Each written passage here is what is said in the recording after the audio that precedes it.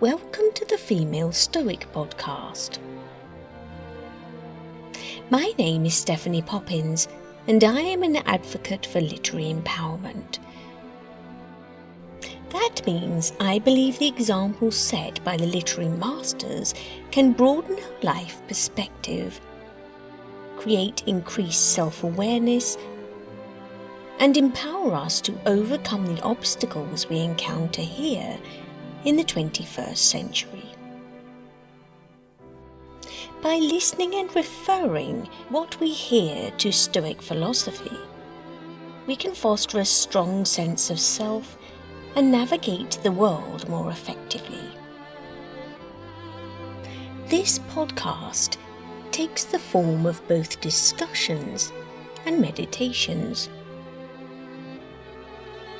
And if you like what you hear, you might consider looking me up on my socials, where I post empowering videos every day. Or you may like my classic audiobooks and original stories available on my website, newworldbooks.uk. Happy listening.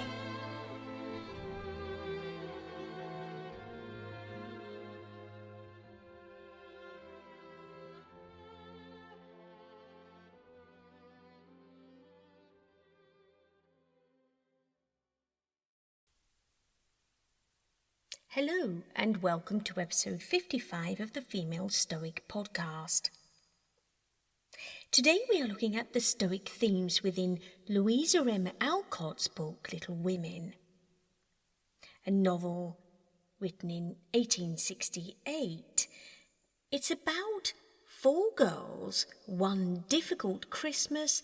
Little Women is a Victorian novel that belongs to a run of novels, Georgian, Edwardian, Victorian. Women began writing in their own voice rather than relying on male literature. That's why so many of the stories explored in this series come from this era too, because we are looking at the achievements of the female literary masters. And if you haven't heard Little Women, check out my tracks on Insight Timer, or indeed the full remastered version anywhere you listen to audiobooks. So the story begins during the Christmas season. The sisters sit together wishing life were different. Their father is away, the family is poor, and they must work to do chores that other girls don't appear to have to do.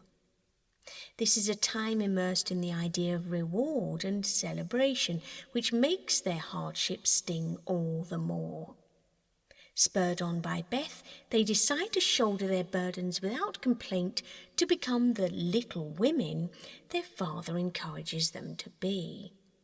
So we have Meg, who's 16, the eldest, Jo, 15, next in line, a tomboy, Beth, 14, quiet and frail, and Amy, 12, a little vain, but ultimately she's redeemable. And of course, this is so poignant, this development of their characters, because they are teenagers on the edge of significant changes. It's a coming-of-age story. So the sisters here are gradually coming to understand themselves, their flaws, their strengths, their temptations, their desires, all within this Victorian social context that offers certain opportunities and barred others. Each girl here is struggling to balance her desire for life with what life demands of her, and each finds a personal resolution through growth. And the point of this series, of course, is we are growing alongside it. It teaches us. Beth, at one moment, mirroring this stoic instinct towards honesty, offers without cruelty, "Christina, don't be angry with me for saying what I think. I always mean to be kind, but I know I offend you often when I don't intend it." Seneca, mirroring this sentiment, says, "We suffer more often in imagination than in reality." When we assume something we say will be taken a certain way, we can imagine a myriad of problems, a myriad of associations with what we have said. But of course, if we understand what we say, our words mirror our stoic actions, our honour of our virtue, we have to then remove the expectation we have upon how that will be received. The sisters are wishing life was different. They have an ache of comparison, an ache of imagination, and this is where we begin with them in quite a compromised state. And of course we learn that it's only through learning to manage their reactivity that they can in fact manage the place they are in life, the situation they have that life has afforded them. So each sister is meeting a different test: comparison, endurance, vanity, and anger. Meg, with comparison and gratitude, has to learn to want what she already has. She compares her life to more privileged girls, which is obviously a natural thing to do at that age, as this inward-looking bubble of childhood opens out to the wider, harsher world. Victorian society assumed caring for children came naturally to all women, yet Meg finds this work genuinely difficult, and she envies those above her on the social ladder too. As a guest of a wealthy family, she discovers that wealth can breed snobbery and laziness, and she eventually is experiencing the plight of families that have struggled and are struggling far more than her own. In turn, she learns to practice gratitude for what she has, to accept her place in the moment, and she eventually abandons the idea of in fact marrying for wealth, choosing instead to love someone for who they are. Jo says of Meg's world, "Money is a needful and precious thing, and when used a noble thing, but I never want you to think it's the first or only prize to strive for." Epictetus, paralleling this, says, "He is a man of sense who does not grieve for the things which he has not, but rejoices for those which he has."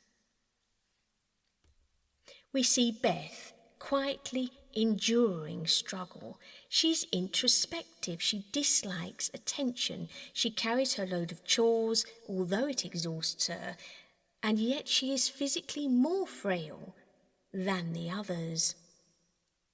She is doing the right thing even when it costs her. And sisterhood and female influence in 19th century America, where this novel was set, would have been the natural realm of women, yet Beth's frailty and timidity are foreshadowing her inability to endure the rigours of motherhood, or indeed anything that would have been an expectation upon her. She has an attachment to her tomboy sister Jo, and Jo is very resilient and devil-may-care, and this attachment gives her the courage to keep going. Beth says, "It's just like the tide, Jo. It's got to go out, and it can't be stopped, no more than the ocean can." She so understands that some things are beyond our reach, and we cannot stop them, we can only let them go. Marcus Aurelius said, "You have power over your mind, not outside events. Realize this and you will find strength." Then we have Amy. This is a character where vanity finally meets the consequences of such. She's more vain and shallow than her sisters. She is pretty enough to charm her way through life. But when Beth feels gravely ill, Amy is forced to confront her self-interested nature and recognise how frivolous her ideas have been.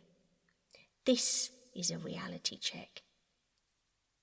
Amy says, "I'm not afraid of storms, for I'm learning how to sail my ship." Which is a striking statement for a child, an admission that the weather of life cannot be controlled, only navigated. The character arcs here are huge. Epictetus says it's not what happens to you, but how you react to it that matters. When we look at Jo and how she channels her anger, at first she's turning fire into action, into reactivity, into aggression almost. But by the end of the book, she turns it into service towards others. Jo is the largest character in the book, and she reflects, by Alcott's admission, much of her own personality. She is rebellious, she is ill at ease with social expectation, a trailblazer plagued by anger. But she quickly comes to realise her mother, who also feels angry often, has learned to channel that emotion into service for others, and this is the great Stoic lesson here. She says, "I want to do something splendid before I go into my castle, something heroic or wonderful that won't be forgotten after I'm dead." And elsewhere, women have minds and souls just as well as hearts, and ambition and talent as well as beauty, and I'm so sick of people that saying love is all that women are fit for. So we see here this journey, and by the end of the book, each sister is learning to channel her emotions rather than erupt in reactive outbursts. It is a popular opinion today that we should express everything we feel, that we're within our rights to have this reactivity, but the argument against that is this. An emotional outburst is taking something away from our inner citadel. It's breaking it down. Expressing emotion matters, but channeling it into something constructive matters a whole lot more for the protection of our inner peace. Heightened activity can be channeled into exercise, for example. This is how we cope with these extreme emotions that we may experience from time to time. Marcus Aurelius said, "How much more grievous are the consequences of anger than the causes of it?" Epictetus said, "First say to yourself what you would be, then do what you would have to do." And of course, within this novel, as within any good novel, especially a novel written about siblings, there is rivalry. Jo and Amy are set up, Jo being the writer, driven by her passion for literature and her desire for independence, Amy being the artist, who wants admiration, respectability, and a more glamorous life. There is a disparity here. Amy sees Jo as overly independent and unconventional, and Jo sees Amy as too conventional. This clash has to be managed. They are in a family setting, they need to get along with each other. What we learn from this is we will meet people who do not share our philosophy, and it's up to us to choose not to react to the emotions directed at us. They are externals. They live outside of our inner citadel. If we look at the eldest, Meg, she too represents the conventional path, and she has tension with Jo, who's striving for independence. Yet Contrary to the relationship between Jo and Amy, despite Meg and Jo's differences, the sisters ultimately learn they must support one another's endeavours and personal growth. They are the eldest, and they must agree to differ even as they walk different paths. They respect each other's path. They honour each other's path. Marcus Aurelius said, when another blames you or hates you, or people say damaging things about you, approach their poor souls, penetrate inside and see what kind of people they are. So today's episode is calling upon us to be proactive rather than reactive. Know thyself, choose your response, protect your inner citadel. We don't get to decide what we feel. Emotion happens to us, but our job is to recognize it, to say, I'm having a sensation, I feel this, and therefore that feeling is happening to me. I need to choose what to do with that. I need to let it resonate outside of my inner citadel. If we begin a moment by saying, I'm going to make this strong, empowering, it declares that we hold some control over the emotion and our reactivity to it. Chaos will inevitably occur. We know now that we can choose how we respond to externals. Even if we cannot control the feeling itself, we can control what we do with the feeling. So if we are working in reactivity, a reactive statement might sound like, there's nothing I can do about this. That's just the way I am. They ruined my day. Life is so difficult for me. This, of course, is putting the onus on the external forces for our behaviour. This is blaming them for our behaviour. And this is, of course, what children do, which is why Little Women is such a great novel, be it didactic, which novels were of the time. We can still take lessons from it and adapt them to our own knowledge and understanding of where we come to life. So in Little Women, the clashes between the Marsh sisters that occur throughout are highlighted by this reactivity through blame, resentment, insecurity or anger. And of course it's structured so well because you have 4 characters and 4 clearly identifiable types of reactivity. So what do we do if we want to be proactive? Well, that takes insight. It requires knowing ourselves first, our limits, our patterns, our usual reactions. It requires saying to ourselves, I remember this feeling. Yes, I always do that when this happens. Now, what will I choose to do with it today? We remember we are not our emotion, it's something that's happening to us, and we get to choose our response. Epictetus said, the chief task in life is simply this, to identify and separate matters so I can say clearly to myself which are externals not under my control and which do I have to do with the choices that I can actually control. By the novel's end, each of the sisters has learned to protect her own virtue. But she is still taking lessons from the people and the events around her. This reminds us this is an ongoing daily endeavour.